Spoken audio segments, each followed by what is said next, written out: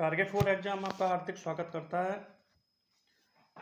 कल जो टॉपिक पढ़ाया था उससे आगे का टॉपिक भारतीय राज्य व्यवस्था में प्रस्तावना को लेकर शुरू करेंगे। उससे पहले कुछ क्वेश्चन बचे गए, उनको कराऊंगा। क्वेश्चनों को विशेष ध्यान से देखें। पॉलिटी में जो यूपी पैट ने आयोग ने जो डिस्कशन किया है सिलेबस, उसके आधार पे सारा सिलेबस को मैं डिस्कशन कर रहा हूँ। और क्वेश्चन को ध्यान से देखें, ठीक है। उसके बाद इकोनॉमिक्स की भी क्लास रहेंगी, मैथ की भी क्लास कल से स्टार्ट हो जाएंगी बाकायदा, और भी क्लासें विद व्याख्या के स्टार्ट की जाएंगी।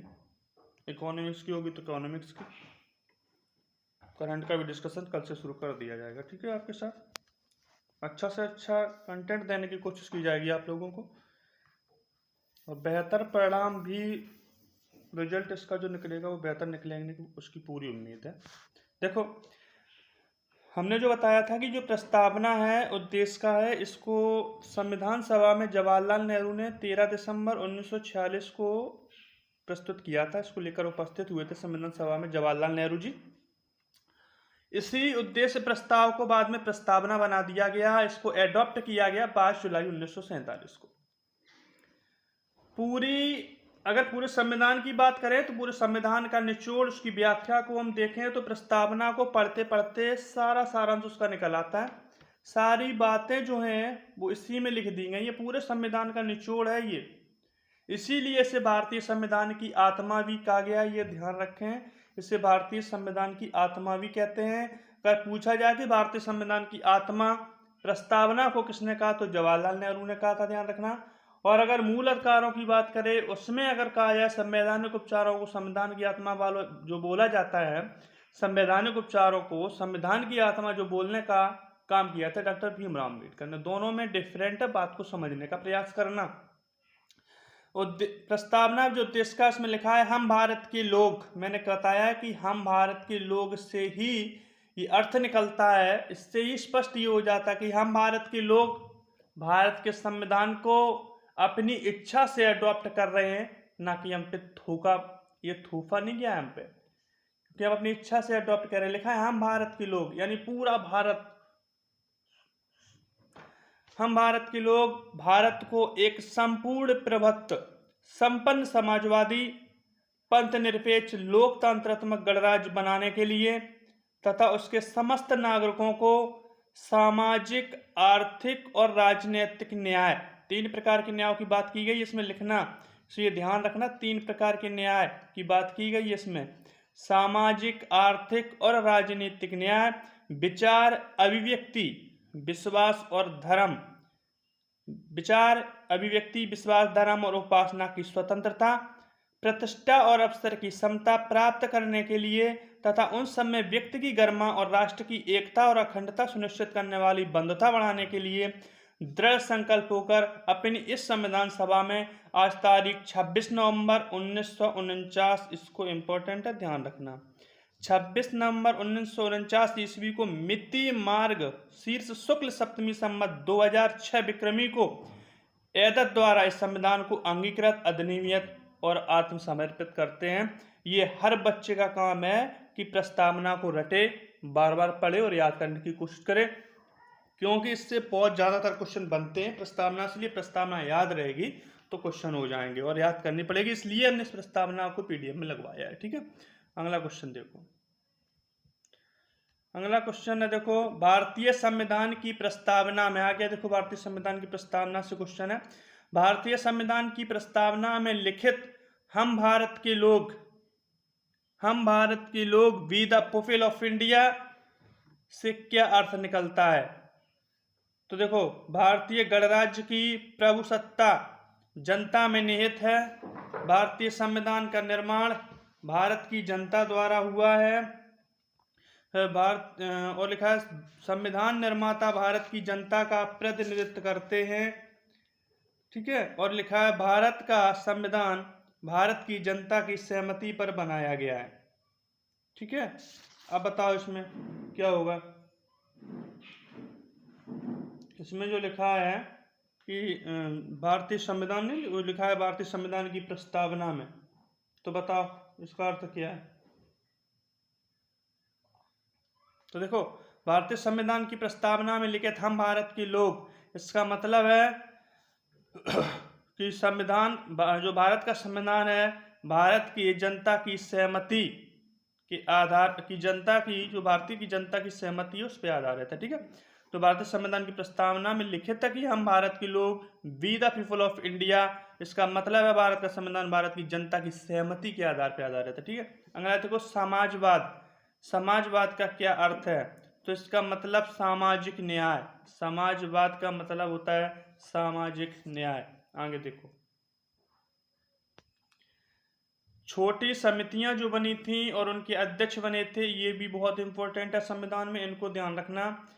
संविधान सभा के कार्यों से संबंधित जो समिति थी उसके अध्यक्ष थे जीवी मावलंकर। जीवी मावलंकर के बारे में ध्यान रखना, पूछा जाता है। लोकसभा के पहले अध्यक्ष थे, ध्यान रखना, लोकसभा के ये पहले अध्यक्ष थे। ठीक है, इतना ध्यान रखना कि लोकसभा के पहले अध्यक्ष थे प्रथम जीबी मावलंकर, गणेश बासु मावलंकर। ठीक है, संविधान सभा के कार्यों से संबंधित समिति के अध्यक्ष थे जीबी मावलंकर। कार्य संचालन समिति के अध्यक्ष थे डॉक्टर के.एम. मुंशी। सदन समिति के अध्यक्ष थे बी पटाभी सीतारमैया। राष्ट्रीय ध्वज संबंधी, ये ध्यान इंपॉर्टेंट है। ठीक है, राष्ट्रीय ध्वज संबंधी तदर्थ समिति के अध्यक्ष थे डॉक्टर राजेंद्र प्रसाद। मौलिक अधिकारों अल्पसंख्यक एवं जनजातियों व बहिष्कृत क्षेत्रों की सलाहकार समिति के अध्यक्ष थे सरदार वल्लभ भाई पटेल।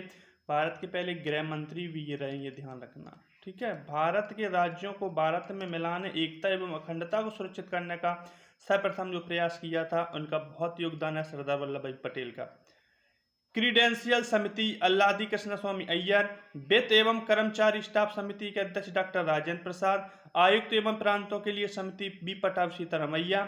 सर्वोच्च न्यायालय के लिए तदर्थ समितियां थी, उसके अध्यक्ष थे एस बरादिचार्य। सबसे ज्यादा इंपॉर्टेंट है राष्ट्रीय ध्वज समिति, तदर्थ समिति और मौलिक अधिकारों। ठीक है, बारदोली की जो महिलाएं थी उन्होंने सरदार वल्लभ भाई पटेल को जो सरदार की उपाधि है ये उन्होंने दी। ठीक है, ध्यान रखना इनके बारे में। आगे देखो भारतीय संविधान सभा में शामिल महिलाएं, क्वेश्चन पूछा जाता है कि भारतीय संविधान में जो भारतीय संविधान बना था उसमें कितनी महिलाएं शामिल थीं। महिलाओं की संख्या पूछी जाती है, कितनी महिलाएं इसमें शामिल थी, तो ध्यान रखना इसमें टोटल 15 महिलाएं शामिल थी। ये क्वेश्चन बहुत पूछा जाता है। ठीक है, इंपॉर्टेंट है। तो पहली देखो विजय लक्ष्मी पंडित।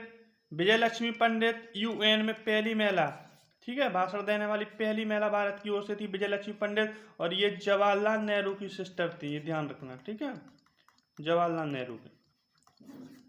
और राजकुमारी अमृत कौर तीसरी है। सरोजिनी नायडू उत्तर प्रदेश की पहली महिला राज्यपाल।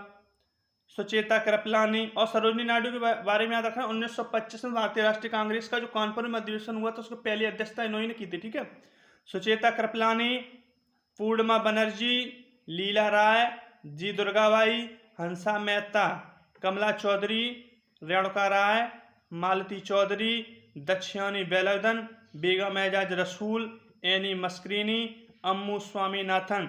नाम याद कर लोगे बहुत बेस्ट रहेगा, पर इतना ध्यान रहना चाहिए कि संविधान में जो महिलाएं थी उनका प्रतिनिधित्व संख्या कितनी थी, तो 15 थी। इतना जरूर ध्यान रखना। आगे देखो संविधान सभा के प्रारूप मसविदा समिति, जिसे कहा जाता है ड्राफ्ट समिति और इसको कहा जाता है प्रारूप समिति। हमने कल भी डिस्कस किया था इस बात को कि प्रारूप समिति के सदस्यों की संख्या 7 थी, जिसके अध्यक्ष भीमराव अंबेडकर थे। डॉक्टर भीमराव अंबेडकर इसके अध्यक्ष थे।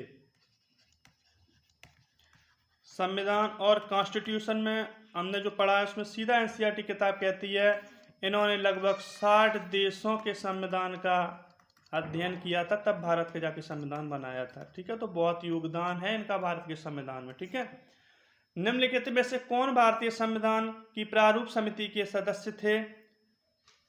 सदस्य नहीं थे, ऐसा क्वेश्चन होगा। देखो प्रारूप समिति जो बनी थी इसमें कौन इसके सदस्य नहीं थे? देखो ऐसा है क्वेश्चन,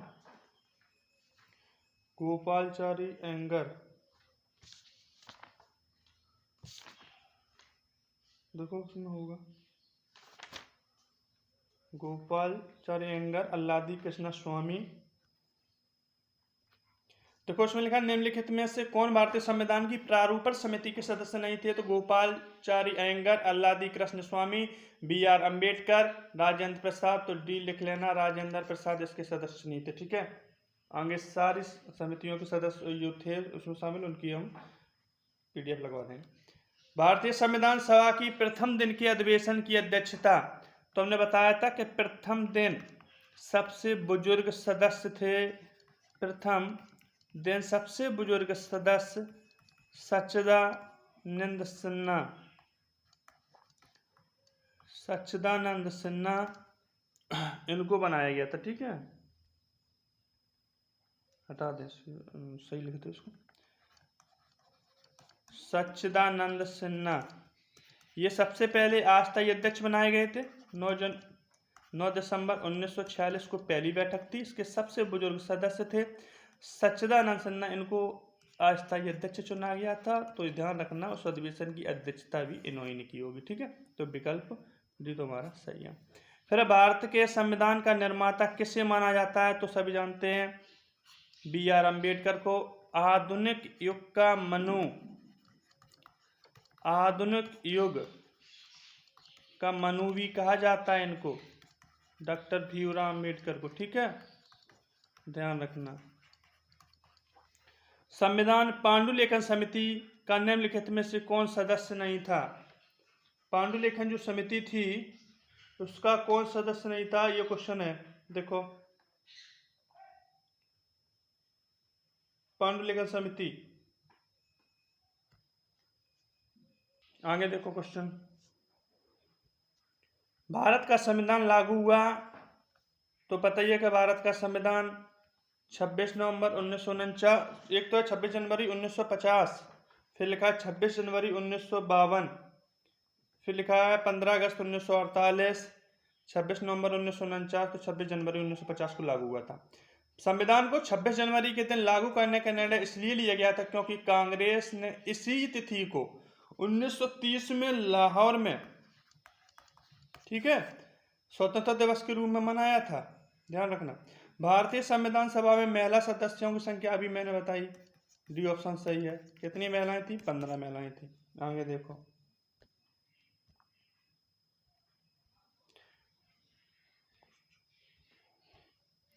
भारतीय संविधान के किस भाग को उसकी आत्मा की व्याख्या प्रदान की गई? तो हमने बताया था प्रीएम्बल, प्रस्तावना को, क्योंकि पूरा सार संविधान का यहाँ से निकलता है, पूरा सारांश अगर देखो तो यहीं से निकलता है, प्रीएम्बल से। संविधान निर्माताओं ने किस पर विशेष ध्यान दिया? तो ध्यान रहे संविधान जो निर्माता थे इन्होंने प्रस्तावना पर विशेष ध्यान दिया था। ठीक है, आगे देखो क्वेश्चन, भारत में जनप्रिय संप्रभुता, क्योंकि भारत के संविधान की प्रस्तावना शुरू होती है इन शब्दों से, तो ध्यान रखना भारत में जनप्रिय संप्रभुता है क्योंकि भारत के संविधान की प्रस्तावना कहाँ से शुरू होती है? हमने बताया था शुरू में ही लिखा है हम भारत के लोग, हम भारत के लोग, यहां से शुरू होती है। ठीक है, भारत में जनप्रिय संप्रभुता दोबारा लग गया, उसको हटा। भारत को गणतंत्र क्यों कहा जाता है?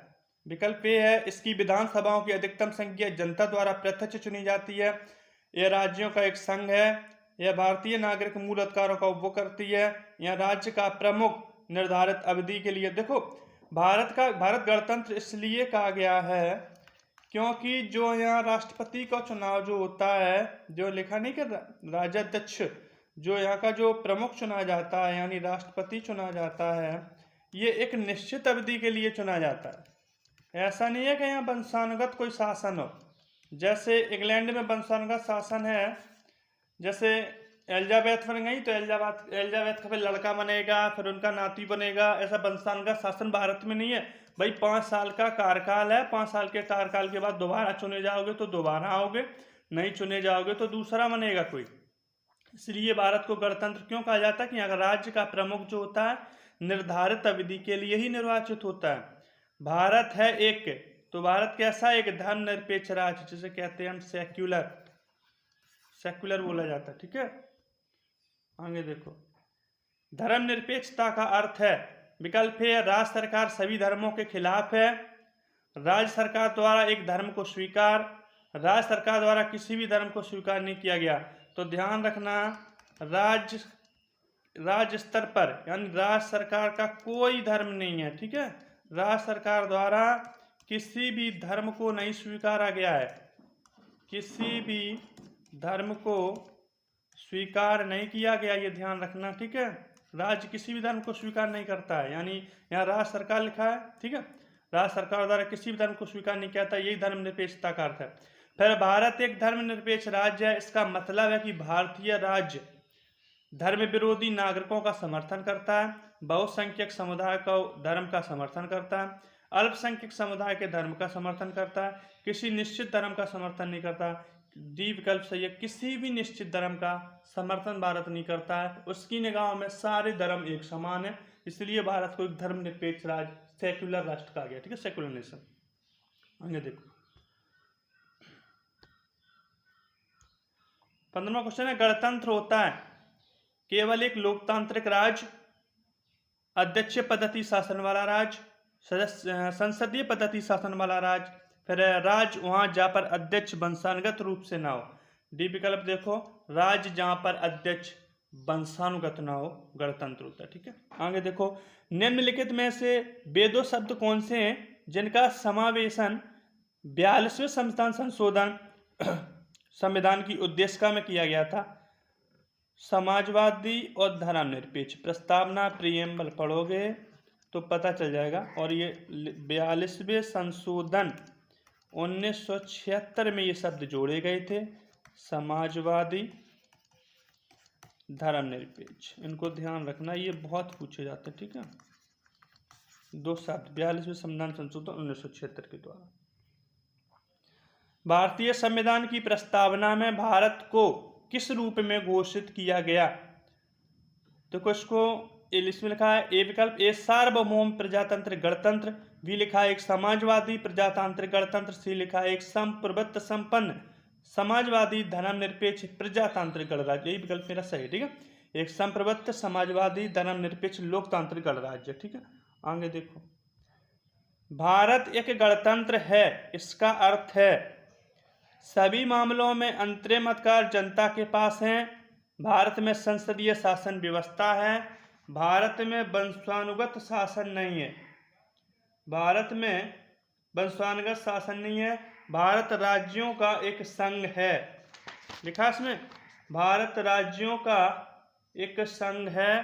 तो देखो, भारत में वंशानुगत शासन नहीं है। मैंने बताया था कि प्रत्येक जो राष्ट्राध्यक्ष होता है ये एक अवधि के लिए चुना जाता है, जैसे 5 साल कार्यकाल हो गया तो 12 अगर सत्ता में तो मैं लोग चुनते हैं तो आओगे, नहीं तो फिर हटा दिए जाओगे। ठीक है,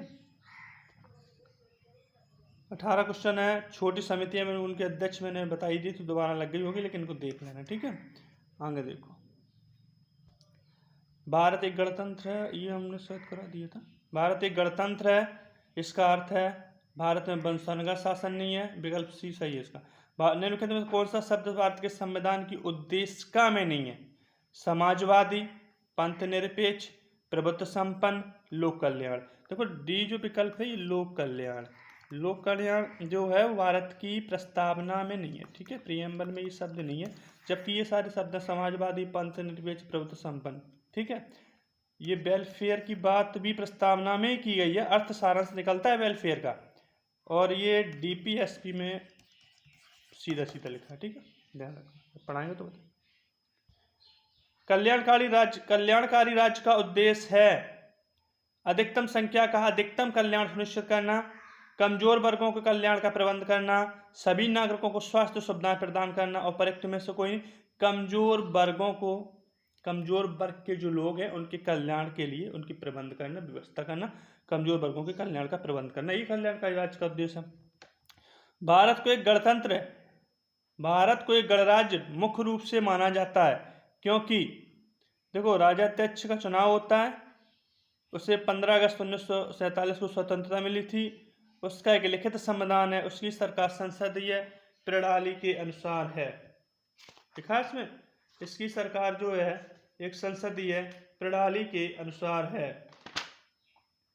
तो देखो इसे किस लिए माना जाता है, उसका अर्थ देख लो।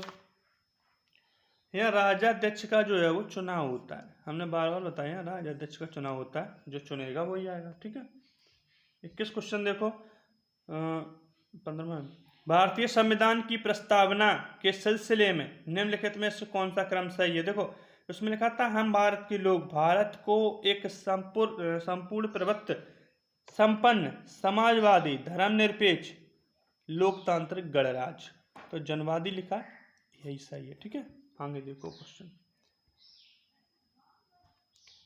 संविधान की प्रस्तावना में प्रयुक्त शब्द सेक्युलर, सेक्युलर लिखा है यानी धर्मनिरपेक्ष, इसका अर्थ होता है धर्मनिरपेक्ष, यही सेक्युलर का अर्थ क्या है, इसका मतलब है कि सभी धर्मों को स्वीकार करता है भारत, सभी धर्मों को स्वीकृति, ये ध्यान रखना। इसका विकल्प यहाँ लिखा है डी, यही इसका सही है। ठीक है, धर्मनिरपेक्ष सेकुलर का मतलब है सभी धर्मों को, इसमें सभी धर्मों को अस्वीकृति लिखी है। ठीक है, या तो ये हटा दो, अस्वीकृति लिखी है ना, तो अस्वीकृति हो जाएगी। कोई भारत किसी भी धर्म को स्वीकार नहीं करता। ठीक है, और करता है तो सभी को करता है, और नहीं करता है तो किसी को नहीं करता है, किसी भी धर्म के बारे में इंटरफेयर नहीं करेगा। ठीक है, शब्द धर्मनिरपेक्ष सेक्युलर भारत के संविधान की प्रस्तावना में जोड़ा गया, इसके विषय में निम्नलिखित कथनों में से कौन सा सही है। देखो लिखा यह वर्ष 1976 में जोड़ा गया, यह 44वें संविधान संशोधन द्वारा जोड़ा गया था, फिर लिखा यह 42वें संशोधन के द्वारा जोड़ा गया था, फिर लिखा है मूल प्रस्तावना में था। तो देखो ये वर्ष 1976 में 42वें संविधान संशोधन द्वारा जोड़े गए थे, तो पहला तो सही है, यह वर्ष 1976 में जोड़ा गया। फिर तीसरा देखो 42वें संशोधन द्वारा जोड़ा गया, तो पहला तीसरा कहाँ है, बी में, तो ये बी विकल्प इसका सही है। ठीक है, देखो भारतीय संविधान की प्रस्तावना में लिखित हम भारत के लोग, ये तो बता ही दिया, समाजवाद का अर्थ भी बता दिया कि सामाजिक न्याय होता है। दोबारा की वीडियो लगाते हो, चलो समाजवाद का अर्थ बता ही दिया था, समाजवाद का अर्थ फिर अच्छा लगा, समाजवाद का अर्थ होता है सामाजिक न्याय। ठीक है, भारतीय संविधान में समवर्ती सूची, समवर्ती सूची ध्यान रखना ऑस्ट्रेलिया से ली गई है। ठीक है, ऑस्ट्रेलिया से। अभी जहाँ जहाँ से संविधान एडॉप्ट किया गया कि जो जो विषय, उनको हम सब लिखवा देंगे। जैसे मौलिक अधिकार है, मौलिक अधिकार पूछा जाए कहाँ से लिया गया, तो ध्यान रखना यूएसए से लिया गया। पूछता है संसदीय प्रणाली हमने कहाँ की अपनाई है, तो ध्यान रखना ये हमने इंग्लैंड की ली है। एकल नागरिकता पूछ लेता है, ये भी इंग्लैंड की है। ठीक है, ऐसे। और सर्वोच्च न्यायालय,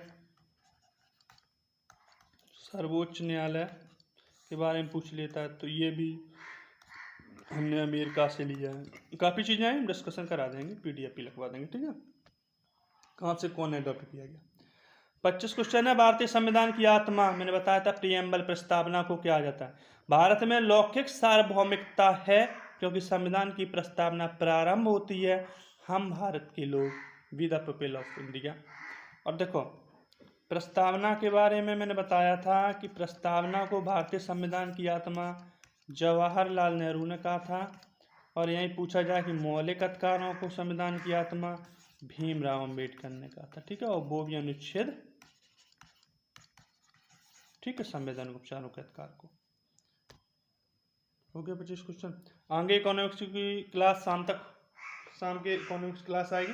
कल से पंचवर्षीय योजना आज ही डिस्कशन की जाएंगी। उसके बाद मैथ जो सिलेबस शुरू होना है वो कल से सारा सिलेबस विद पीडीएफ शुरू कर दिया जाएगा, और जब तक एग्जाम होगा तब तक क्लियर होंगे आप लोग इसमें। ठीक है, जय।